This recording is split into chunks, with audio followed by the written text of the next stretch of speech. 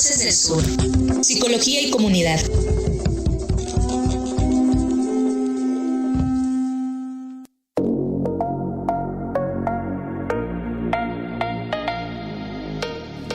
¿Qué tal? ¿Cómo está usted? Muy buenas tardes. Muy buenas tardes. Les saluda José Luis Roque en este espacio de la radio, aquí a través de la 102.5 FM Radio Unicach de la Universidad de Ciencias y Artes de Chiapas. Ese es un programa que le agradecemos. El día de hoy se estrena. Gracias, ustedes son los padrinos. Agradezco mucho en controles técnicos, en operación a Eloísa Aguilar. Gracias, Eloísa. Nuestro productor, Mario Coutinho. Y también nuestra gerente, la licenciada Guadalupe Moreno. Y fíjese que este programa nace también por el hecho de acercarnos a usted a través de la psicología. Este es un proyecto del Consejo Nacional de Humanidades, Ciencia y Tecnología del CONACYT, pero también participa la Facultad de Ciencias Humanas y Sociales de la UNICACH, la Escuela de Psicología, a través de este programa Voces del Sur, Psicología y Comunidad. El tema de hoy se titula Violencia Estructural. Usted se estará preguntando qué es violencia estructural. Bueno, pues vamos a platicar sobre este aspecto y tenemos como invitado en cabina al psicólogo Manuel de Jesús Santiago Avendaño, a quien le damos la más cordial bienvenida. ¿Qué tal, psicólogo? Buenas tardes. Muchas gracias y es un gusto estar aquí con usted. Muchas gracias. Bueno, pues fíjese usted que este proyecto nace justamente para acercarnos a usted, para llevar a usted el entender a través de los programas, de los diversos temas, algunas situaciones que a veces no alcanzamos a entender como padre de familia, como sociedad, como persona individual. Y este programa justamente va a tratar de retomar todos estos aspectos a través de diversos temas, a través de diversos invitados, diversos especialistas. En su totalidad, diré yo, el 98% son psicólogos de diferentes corrientes, de diferentes líneas de investigación incluso, y la verdad que nos da mucho gusto que usted nos permita llegar a su hogar, a su aparato receptor, en donde quiera que usted se encuentra. Un saludo a todos los amigos en las diversas ciudades, a donde la frecuencia llega a través de las redes sociales, a todos los amigos de los diversos municipios del estado de Chiapas, de los Altos, de la zona norte, de la zona centro, de la zona frailescana. Bueno, ¿qué le puedo decir? Estamos muy contentos en esta tarde de día 3 de agosto del año 2023. Los números en cabina, para que usted pueda llamar y hacer sus preguntas a nuestro invitado el día de hoy, es 61 618 1872. ¿Es correcto? Sí. Perfecto. Ya sabe usted, en un rato más le doy el WhatsApp, que es 961-204-1398. 84. Perfecto. Ahí está el WhatsApp para que usted pueda comunicarse con nosotros. Nuestros compañeros de aquí del equipo están pendientes de lo que usted pueda preguntar, pueda también sugerir, hacer sus comentarios con todo gusto y con todo el uso de la razón serán bienvenidos. Así que sea usted bienvenido. Iniciamos.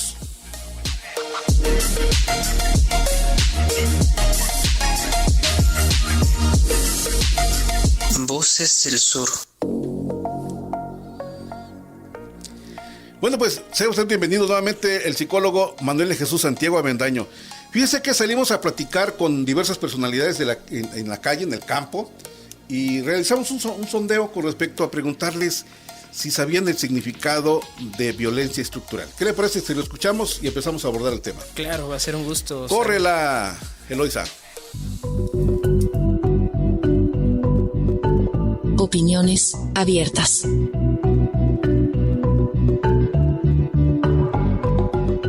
¿Cuál es su nombre y sabe usted qué significa violencia estructural?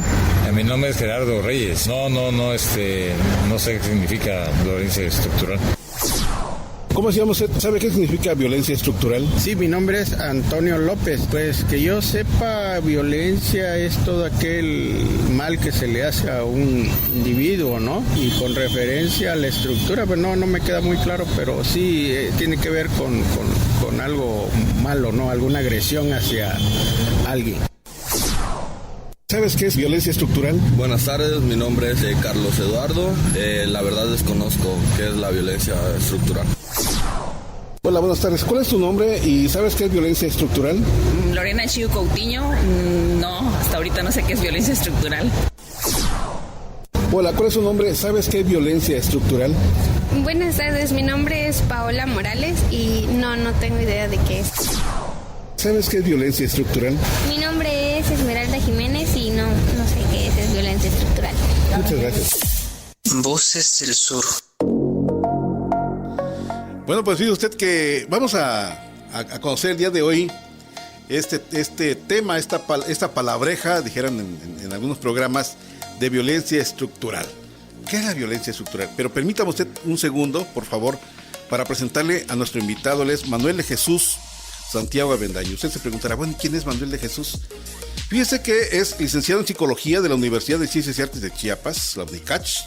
Terminó la especialidad en Pedagogía Crítica por el Centro Latinoamericano de Pensamiento Crítico, allá en Ciudad Juárez, Chihuahua.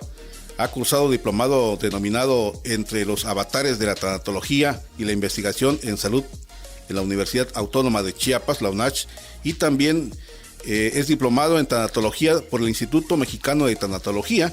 Ha desarrollado trabajos de investigación relacionados con las prácticas clínicas psicológicas en el contexto hospitalario.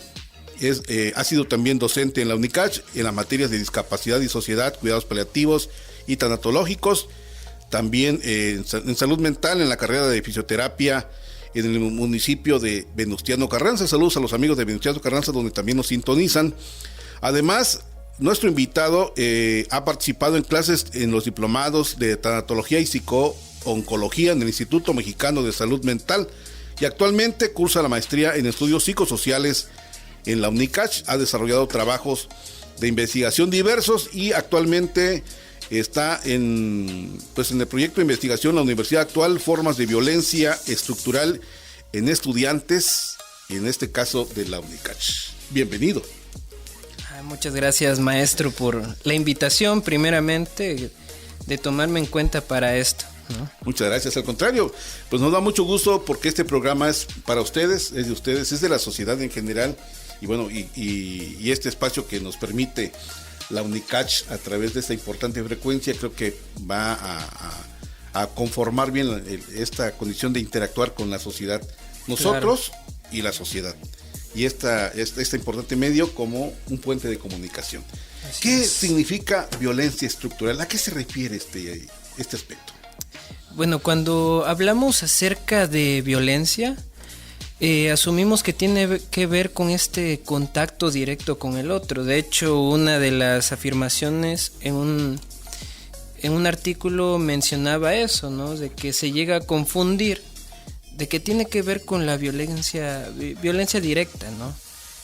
Yo agarro, golpeo a alguien y pues es deliberado el asunto, es visible, hay un sujeto victimario, una víctima, y en ocasiones se identifica el instrumento con el que se ejerce la violencia. Sin embargo, cuando nosotros vamos al concepto de violencia estructural, que es un concepto revisado por Johan Galtung, encontramos que no es tan claro el asunto. Por eso también entiendo que a veces es complejo, no se visualiza. Incluso aquí recuperando un poco de lo que escuchaba recientemente, alguien decía, bueno, es hacerle mal a alguien, pero en la cuestión de la estructura yo no entiendo, no sé qué es, ¿no? Pues bueno, eso es lo que tiene la violencia estructural, que no es tan visible, que es algo que opera en la sutileza, que amenaza sí el bienestar de todo ser humano, pero tiene que ver con esta violencia sistemática ejercida por ahí viene la cuestión de la estructura, de las estructuras sociales que operan en nuestra sociedad. No es algo que podamos visualizar, no es una persona como tal. Pueden ser grupos, pueden ser instituciones, ¿no? que ejerzan de manera sistemática algunas formas de privar de algunas necesidades a algunos sujetos, ¿no? Algunos grupos, sobre todo a grupos.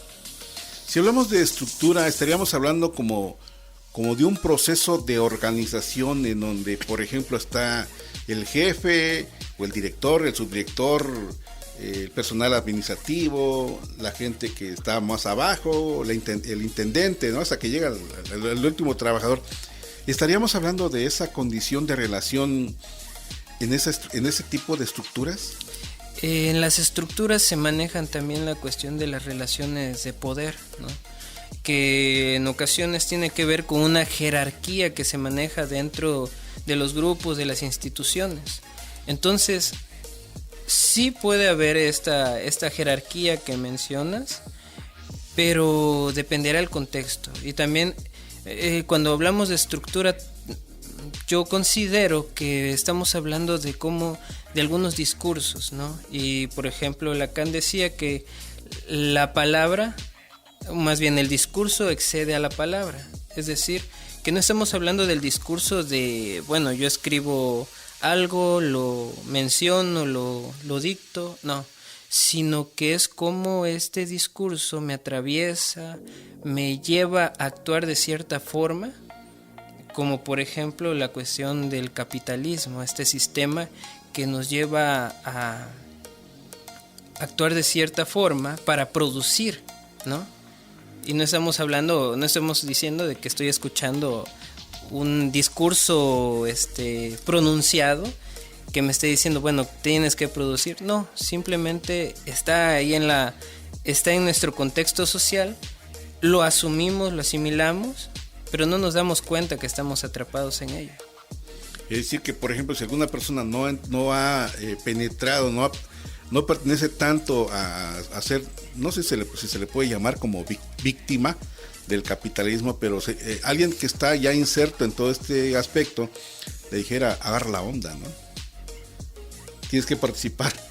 Y de alguna manera también eso obligaría a las personas a ser parte de violentadora o violentada por una estructura.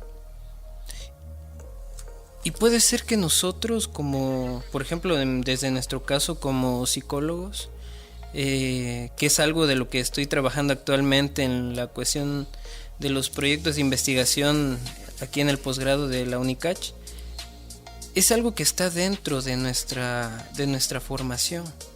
No porque quien hizo el plan de estudio esté pensando en hacer mal a la gente, sino porque es parte del proceso en el que estamos envueltos. Y entonces el psicólogo, ¿qué es lo que aprende? Asume, por ejemplo, que debe de saber diagnosticar, que es parte también de la cuestión clínica, ¿no?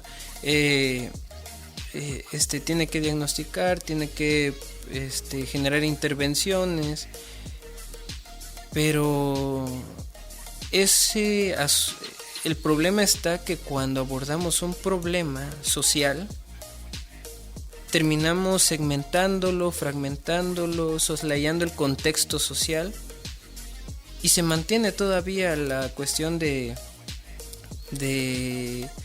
problema en sí, ¿no? El origen del problema. Se me ocurre pensar, por ejemplo, en este momento cuando una persona por necesidad de salud física llega a una institución determinada, vamos a poner nombres, pero de las tantas públicas que hay, y por cuestión de organización llega con necesidad de atención inmediata, pero por este tipo de organizaciones lo envían hasta dentro de 4 o 5 meses. Ahí hay una violencia estructural. Claro, o sea, el asunto es de que no se atiende, ¿no? Y si se atiende es de una forma únicamente psicológica, ¿no? Y se desvinculan todos los problemas que están alrededor de este sujeto que busca la atención. Por ejemplo, hablemos de lo económico, ¿no? Esa cuestión ahora sí nos pega a todos, pero no, dentro de la consulta no se toma en cuenta. Se habla por ejemplo, de una cuestión de violencia asimilado o relacionado con una cuestión de personalidad, con la repetición de los actos que visualiza, por ejemplo, un niño en la tele, no sé, un sinfín de cosas, ¿no? Pero todo queda en una cuestión individual. pudiera ser que estemos copiando modelos de alguna manera propuestos, para no decir impuestos, por las diversas estrategias mercadotécnicas. Puede ser que sí. Y el asunto es de cómo nos despegamos de ello, ¿no? Hay un tema a propósito de niños que está pegando actualmente en el ámbito nacional y que tiene que ver con el proceso educativo. Okay. ¿Cuáles son las características de violencia en este caso a los alumnos? Bueno, en la cuestión de la violencia estructural. Puede ser también esta falta de accesos. Algo que sí recuerdo mucho es de que se hacían estos exámenes llamados enlace, ¿no?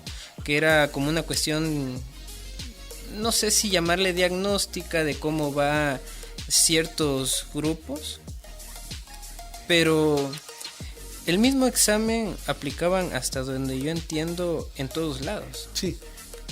Pero generalizado, ¿no? Todo generalizado. El asunto es de que no existe una contextualización, porque cada territorio, cada contexto es muy diferente. Solo para mencionarlo y no ahondar mucho en ello, pero hacemos esta comparación común entre los grupos rurales, los grupos urbanos, ¿no? Ahí hay una distancia que muchas veces no se entiende. Y por ejemplo, decir alguien que proviene de una comunidad rural, decimos, pobrecito, es que no sabe mucho, ¿no? Claro que ahí estamos marginando, estamos estigmatizando, estamos señalando a ese grupo.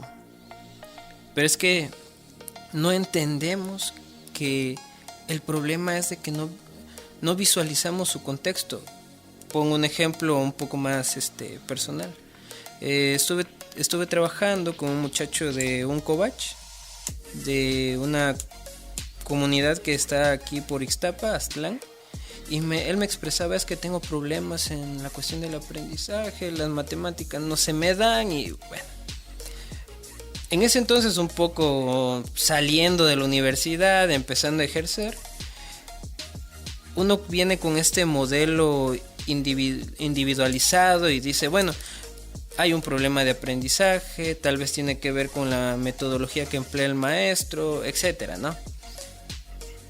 ¿Y cómo se resolvió el problema?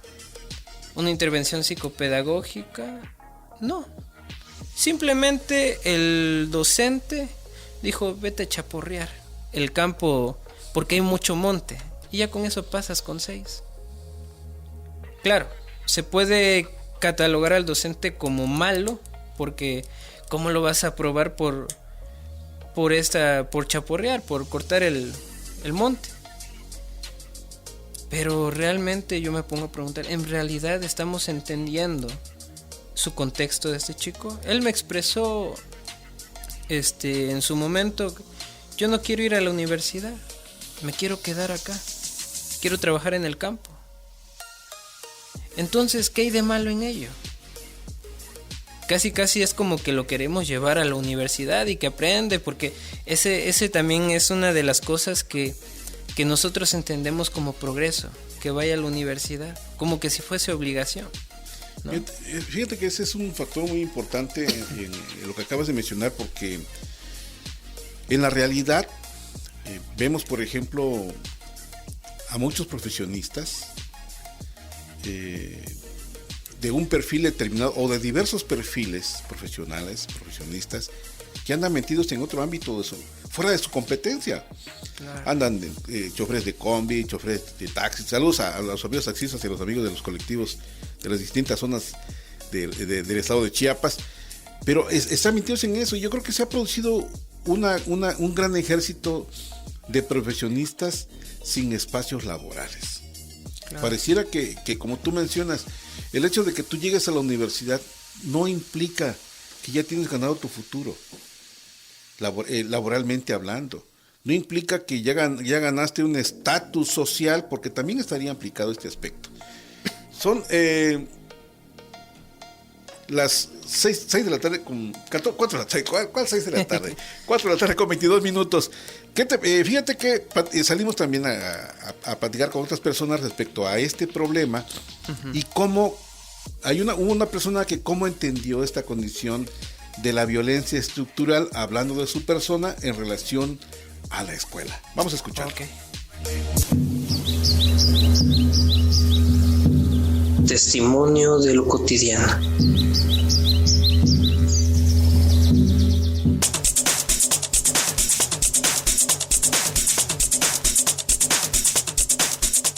¿Cuál es su nombre y de qué manera sufriste violencia escolar? Mira, soy Juan Domínguez y quiero decirte que en mi etapa de primaria fue algo muy difícil para mí, porque dentro de los compañeros, algunos pues tenemos el desarrollo mental más elevado, ¿no?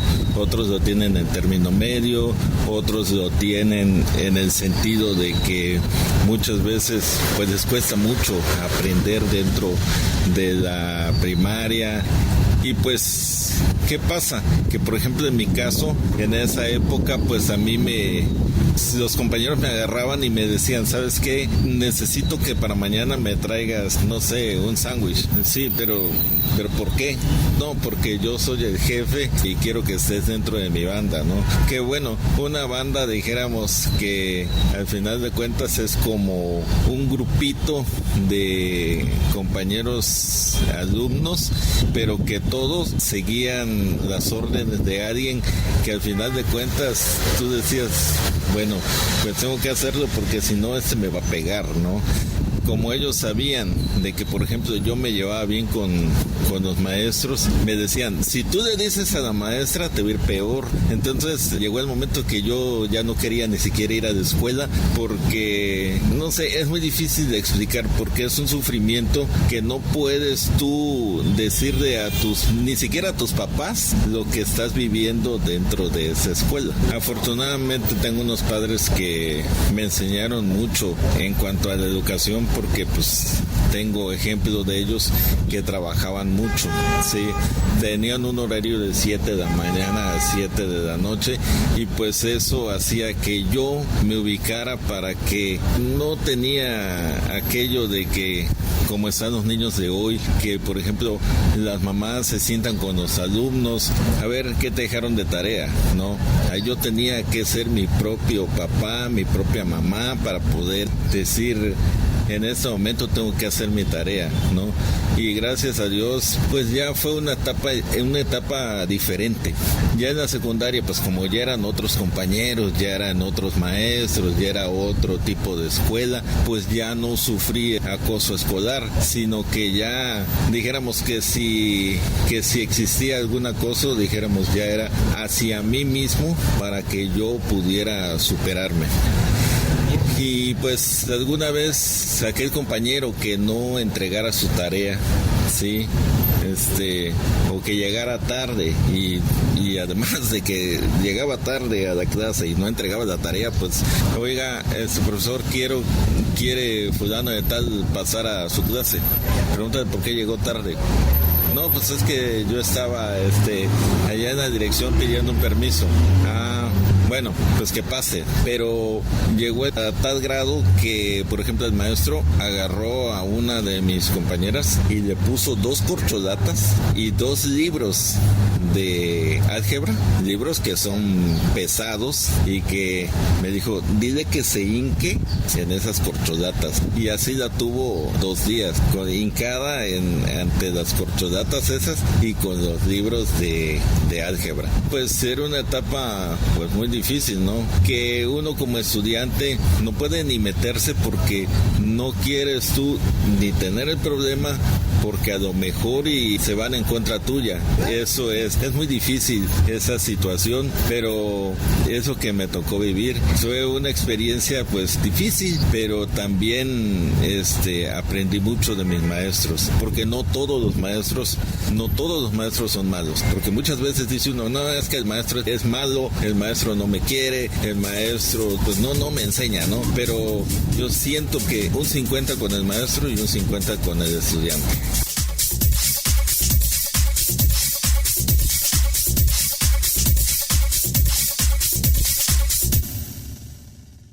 Voces del Sur. Bueno, pues hay un cuadro pintado en el discurso de este participante del programa, en su testimonio. Dibuja esta condición social, dibuja esta condición de poder y también dibuja esa condición de miedo, porque de alguna manera esta relación de la violencia estructural tiene que ver con las emociones, con los sentimientos, quiero pensar, de acuerdo a como lo pinta. En términos de violencia estructural, ¿cómo se relaciona este aspecto con otros tipos de violencia? Yo creo que en la cuestión de la violencia estructural va ascendiendo. De hecho, o sea, pensemos en un triángulo en donde la estructura es lo más profundo, lo más hasta abajo. De hecho, muchos utilizan un triángulo para visualizar la propuesta de Galton cuando hace uso de 3 conceptos: el de violencia directa, cultural y estructural, ¿no? Y pone la violencia directa hasta arriba como la superficie, que es aquello que se puede ver, se puede apreciar, ¿no? Lo que estaba platicando ahorita esa persona. Lo que estaba platicando ahorita el participante, este sujeto. Y obviamente de por medio hay una cuestión de violencia cultural que, de acuerdo con el mismo Galton, menciona de que hay elementos dentro de la cultura. No es que la cultura total sea violenta, sino que hay elementos dentro de ella que legitiman la estructura que está de por medio. Entonces, todos sabemos de que el maestro, el docente, tiene un poder sobre los alumnos. De hecho, me he topado con relatos en los que sabemos que el maestro es el que decide, pues. Hay una imposición del poder y una imposición del saber. En la cuestión de la imposición del poder, él decide qué se hace. En este caso, ¿no? La cuestión disciplinar, cómo se corrige, ¿no? Las 2 corcholatas. Y que la muchachita estuviera hincada y con los libros, ¿no? Pero también está la imposición del saber, que tiene que ver con los contenidos, qué se revisa, ¿no?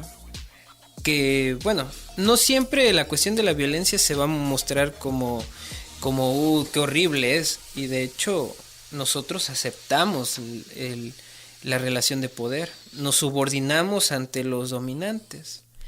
Como maestros. Nosotros, por ejemplo, siendo alumnos, nos sometemos al maestro. Usted tiene el poder absoluto, ¿no?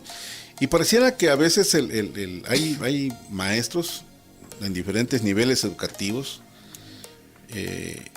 o que ejercen el papel de maestros, que no están formados como tal, pero aún así con formación pues, da casi lo mismo, que utilizaran como manera de presión o de venganza el examen.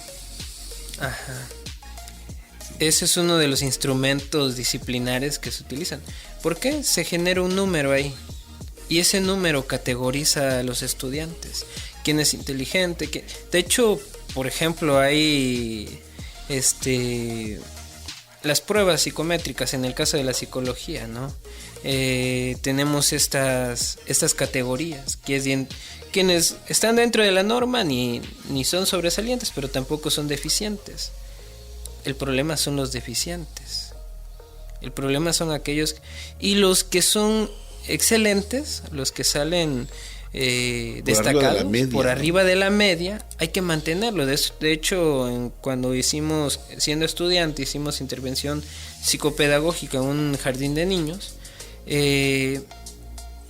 Revisamos unos textos de Husserl y mencionaban de que al que tiene una condición de excelencia hay que seguirlo estimulando. ¿Por qué?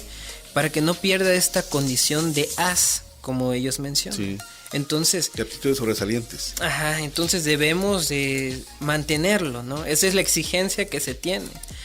¿Y qué pasa con los deficientes? Hay que corregirlos, hay que componerlos como si fueran carritos para que entren por lo menos a la media. Si es que se dejan. Si es que se deja. Vamos a continuar platicando. Fíjese que estos elementos son importantes mencionarlos y como nuestro invitado lo está refiriendo. Regresando, vamos a platicar de otro elemento también dentro de esta violencia estructural, que es el hecho de cómo las instituciones elevan a un solo alumno por sus habilidades, capacidades y destrezas, y a los demás los dejan a un lado. Pero regresando, vamos a unos mensajes y continuamos. Estamos nuevamente contigo en Voces del Sur.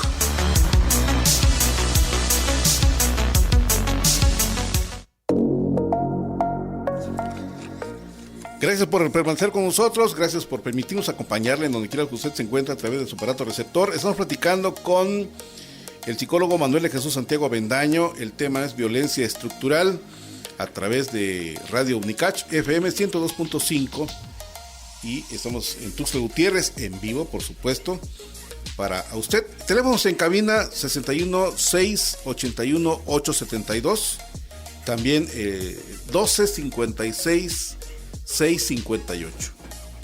WhatsApp 961 284 1398 por si usted desea pues hacer alguna observación, alguna pregunta para nuestro invitado el día de hoy, o también hacer comentarios o críticas. Son bienvenidos, por supuesto. Este programa es suyo, es para usted y por usted. Trabajamos para eso.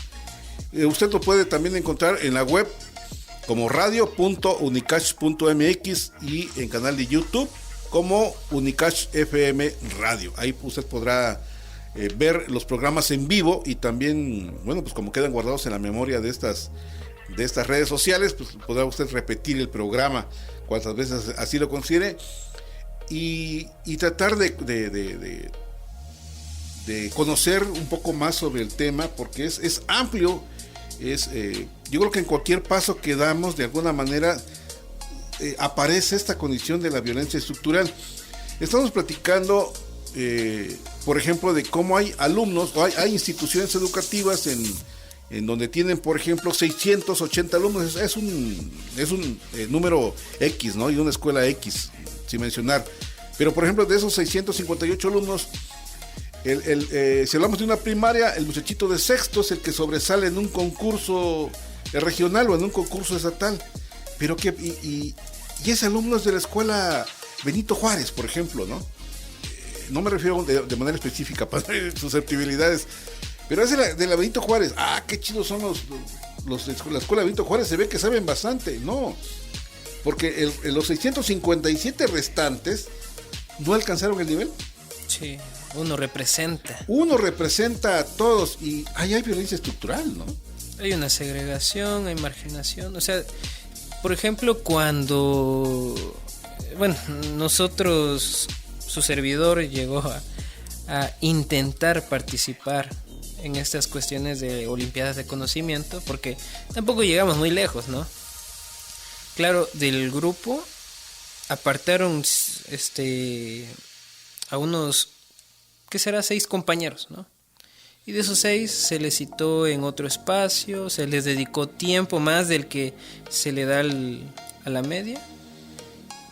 Y bueno, y ahí estuvimos, ¿no? Se está intentando esforzar al alumno sobresaliente sobre los demás. O sea, se generan categorías, ¿no? Jerarquías, quién sobresale más, quién es mejor que. Y de esa forma, de ese grupo tal vez sale uno que representa ya ahora sí a la escuela y estas cosas, ¿no? Pero también fui testigo por medio de un familiar de otro tipo de docentes que al ver condiciones no tanto sobresalientes, sino llamémosle deficientes, sobre todo en primero, segundo, donde los niños de primaria empiezan a leer, y habían algunos que por alguna cuestión, no sé, diagnosticada como tal, no podían aprender. Él les dedicaba tiempo a esas personas, atendía a quienes realmente necesitaban, y los demás pues, y no se enfocaba que los alumnos fueran súper sobresalientes ni nada, no, sino que pudieran aprender los contenidos, lo más que pudieran, los hacía accesibles. O sea, digamos, en la cuestión educativa también está el docente, que tal vez podríamos decir como emancipador. Ya ve que hay esta posición de poder, esta imposición del poder y saber, pero también hay otro tipo de docentes con una perspectiva un poquito diferente, tal vez podríamos decirle de colonial, en la que permiten este diálogo con el alumno. No se posicionan como yo soy el que sabe y les vengo a educar, sino que también se presta a que, bueno, tenemos un plan de estudio, lo deformemos un poco, ¿qué les interesa? Se llama adecuación. Esa adecuación, ¿por qué? Porque no todos los contextos en donde operan todos los alumnos son iguales. Hay algunos que viven en comunidad y, por ejemplo, en el ámbito de la psicología, bueno, hay que escuchar qué se dice en la comunidad, porque no es lo mismo que aquí en la ciudad, ¿no? Claro, y cada alumno pareciera algo irreal, pero cada alumno presenta una necesidad diferente en esta oportunidad que le ofrece el maestro, en esta oportunidad que le ofrece para poder ir jalándolos como en hilera todos, ¿no? De manera lineal y no segregada, y dedicarle más tiempo. Aquí es donde algunos maestros dentro de las diversas corrientes manifiestan, por ejemplo, que no solo el maestro debe dedicarse al alumno, sino también los padres de familia, ¿no? Claro. Porque se pensaba hace algunas décadas que el único responsable de la educación eran los maestros.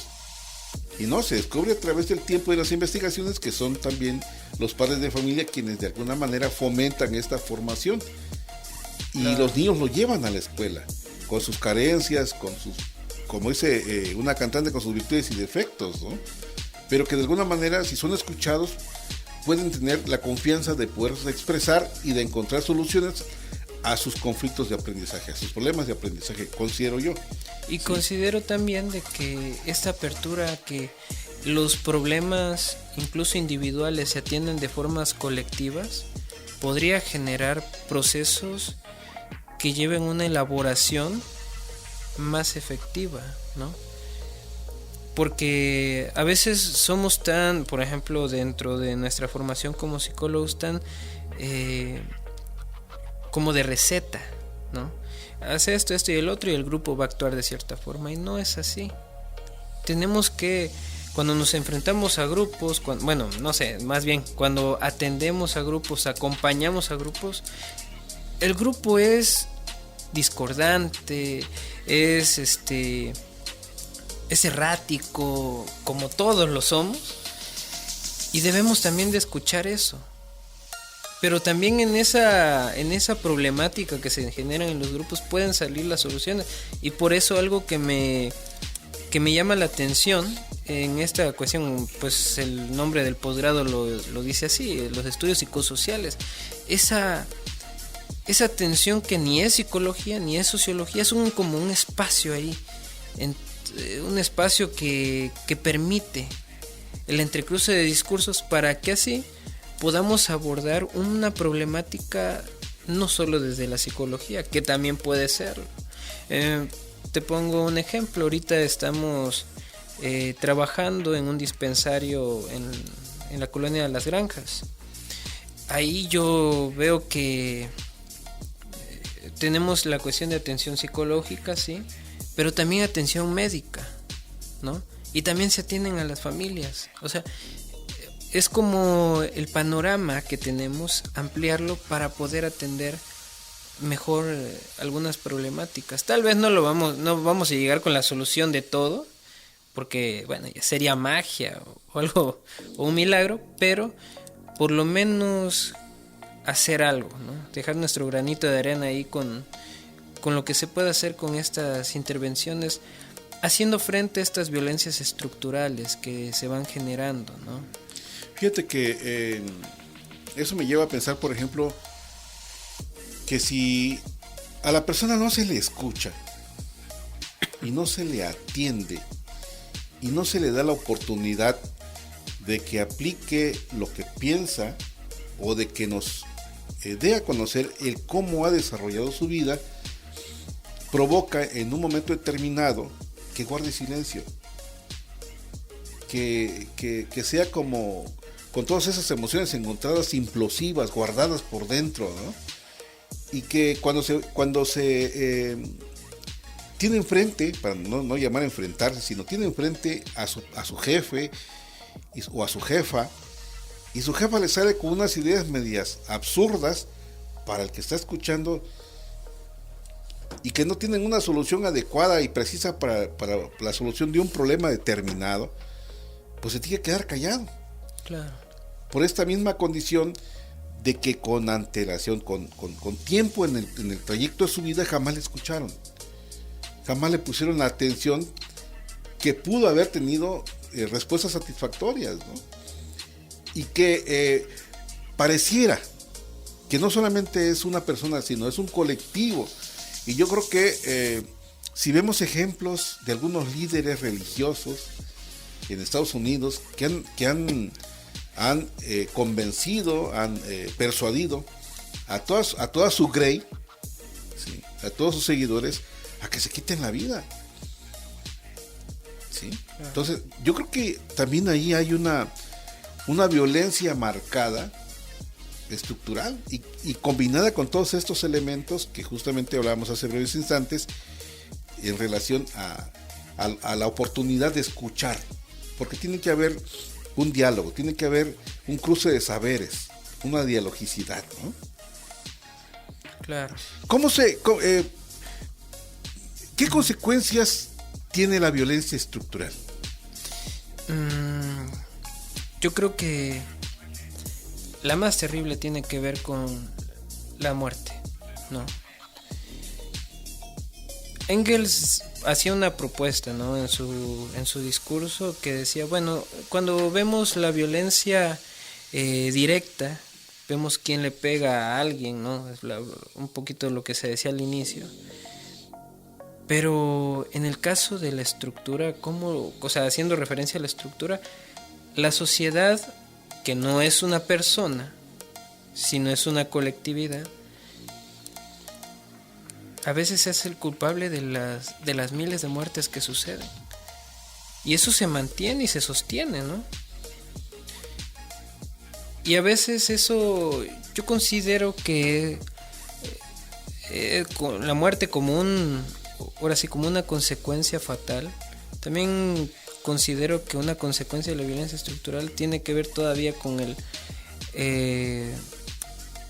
este silencio que se mantiene, que es un poco lo que decías, ¿no? Este silencio que se mantiene, de que sabemos que está pasando, pero no hacemos nada. Esta apatía, podríamos decirle. Y se está muriendo gente y le estamos privando y no decimos nada y no hacemos nada, ¿no? Entonces yo creo que hay como una especie de deshumanización de nuestra parte. Y para contrarrestar ello, a mí me ha sido muy, muy necesario, muy importante el hecho de acercarme a otros contextos que están fuera del mío. Porque así por lo menos yo tengo cierta sensibilidad, o tuve cierta sensibilidad a acercarme a grupos donde no hay para comer, intentando no solo observar, pues, sino también ser parte de ello, intentando llevar un poco de comida, algo, ¿no? Pero si no lo hacemos, mantenemos esa cuestión violenta todavía en nuestra sociedad. Como digo, no es que se va a resolver de un día para otro, mañana, ¿no? Sí, no. Pero por lo menos atenderlo y ponerlo en palabra, ¿no? Por supuesto. Bueno, hablando de los cambios y de los trabajos que hacen los psicólogos, ¿qué te parece si vamos a escuchar el siguiente material que justamente se titula Paradigmas de la Psicología? Adelante.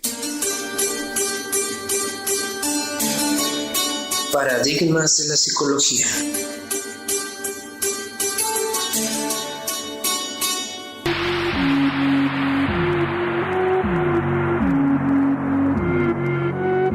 Antes de comenzar a definir el origen de la psicología, es importante mencionar que haremos referencia a la historia occidental, puesto que en otras culturas, como la de países orientales, poseen corrientes de pensamientos diferentes. Como cualquier campo de conocimiento, su origen es muy difuso y no podemos establecer un origen de la psicología exacto en todas las partes del mundo. Existen algunas evidencias de que la palabra psicología aparece por primera vez en el siglo XVIII, introducida por el filósofo alemán Christian Wolff. Este pensador definió la psicología como la ciencia que estudia el alma. No es de extrañarse que se definiera así, pues grandes mentes como Descartes separaron el cuerpo del pensamiento del ser humano, delimitando así dos espacios interdependientes conocidos como el cuerpo y el alma.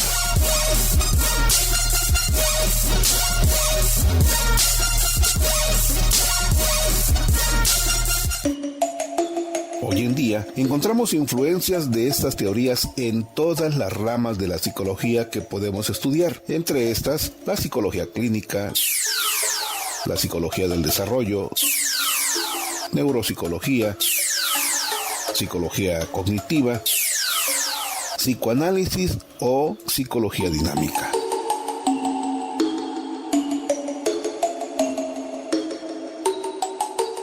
En la psicología del siglo XX, autores más importantes surgieron, entre ellos Sigmund Freud, padre del psicoanálisis; Skinner, psicólogo conductista experimental; Carl Rogers, una de las figuras más importantes de la psicología humanista; Abraham Maslow, teorizó sobre la motivación y la jerarquía de las necesidades, creando la famosa pirámide que lleva su apellido, Maslow; Hans Eysenck, uno de los psicólogos más importantes de la segunda mitad del siglo XX, dedicó gran parte de su vida a estudiar las distintas características de la personalidad. Estos son algunos de los psicólogos que aportaron las teorías que hoy en día seguimos utilizando en la psicología. Por suerte, esta disciplina está en continuo crecimiento y actualmente muchas personas dedican sus conocimientos y estudios a aportar teorías y prácticas terapéuticas a la psicología. Nos escuchamos en la siguiente entrega. Voces del Sur. Bueno, pues el tiempo va siguiendo su cauce, su curso. De verdad que es un tema bastante interesante, muy con diferentes entradas, muy poroso, muy denso, muy poroso, diría yo también. ¿Cómo se puede fomentar una cultura de paz y no violencia para combatir este tipo de violencia estructural? Yo considero, como mencionaba hace rato, que tiene que ver con la colectividad, con la comunidad, con tener este contacto con el otro para intentar siquiera sensibilizarnos ante su necesidad, ¿no? Porque de otra forma seguimos siendo gente individualizada, segmentada, viendo por lo suyo. Y de pronto hay textos que dicen, bueno, es que... Y tenían todas las cosas en común, haciendo alusión a algunas características. Por ejemplo, uno de los textos bíblicos, ¿no?, antiguos decía, y todos tenían las cosas en común, haciendo referencia a que vendían y se repartían, ¿no?, el dinero para solventar necesidades. Tal vez hoy en día ya no se hace así, pero por lo menos ese encuentro con el otro permitirá siquiera llegar a ver qué está viviendo, ¿no? Y ver qué puedo hacer yo por esa persona o por esa comunidad. Porque tal vez no podemos dar dinero, pero sí podemos generar procesos, desde lo que hacemos, en el caso mío, desde la psicología, y por ejemplo otros compañeros que estarán en el ámbito de la educación, la cuestión de algo más pedagógico, ¿no? Por supuesto. Y es que aquí también hablar de la comunidad y hablar de la presencia de nosotros como participantes en la comunidad, tendríamos que pedir permiso y tendríamos que ser aceptados. Es como llegar a querer cambiar a una familia simplemente porque observamos de ella que tiene ciertas anomalías a nuestra perspectiva. Claro. Pero la perspectiva de ellos así han vivido y así han resuelto su manera de ser, su manera de vivir. y de esa manera han alcanzado a llegar hasta donde se encuentran. Claro. Hay un elemento importante en mis recuerdos, por ejemplo, que yo miraba a algunas personas de la sociedad que se persinaban al salir de su casa, ¿no? Pero yo también miraba a algunas personas que conocía que eran delincuentes y también se persinaban al salir de su casa. ¿Sí? Y tal vez tú te preguntes, bueno, a ver, ¿cómo es posible? O sea, estos son malos y estos son buenos y se están encomendando al mismo, ¿no? ¿Sí? Sin embargo, esta es la óptica justamente de la que estamos hablando. Que cada uno vive una manera diferente, pero que la otra, y esto nos lleva a pensar en la sociedad actual, de que pareciera que nos estamos deshumanizando ante las circunstancias y los aconteceres que están rebasando nuestras costumbres, nuestras maneras de vivir, nuestras maneras de ver las cosas y la perspectiva que tenemos en relación al hoy. Ya no pensamos en el mañana. Bueno, pues creo que el tiempo nos ha ganado la batalla. Son las 4 de la tarde con 57 minutos según mi mentolato que tengo por acá.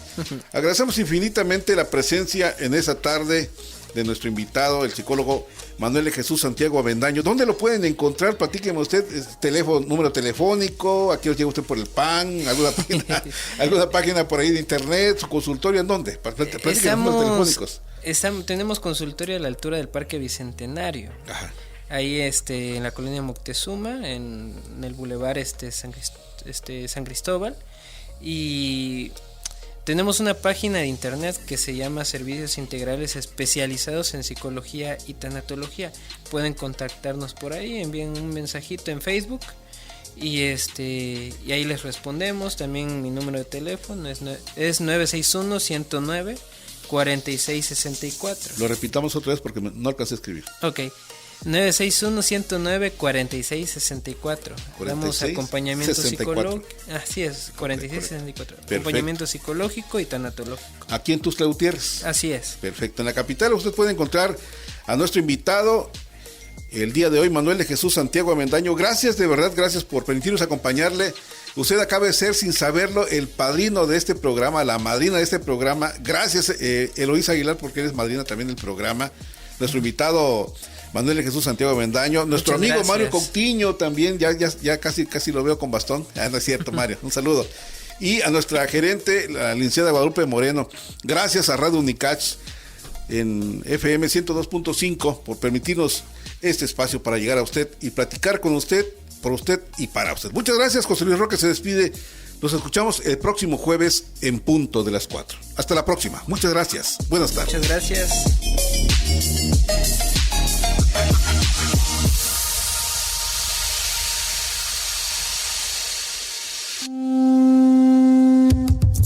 Voces del Sur, Psicología y Comunidad es una producción de la Facultad de Ciencias Humanas y Sociales en coordinación con la XHUCAH.